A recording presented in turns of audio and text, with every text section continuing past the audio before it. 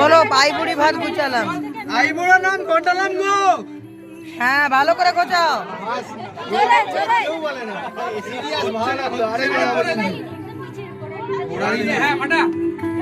আরে তুই ছাড়। বাচ্চাটা কেন?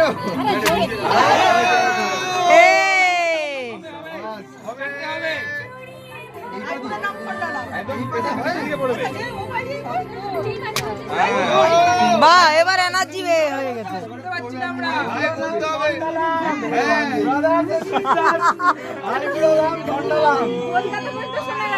কলকাতা পর্যন্ত বউ শুনতে পাচ্ছে গো। না গুড়ালি দিয়ে ভাই। হ্যাঁ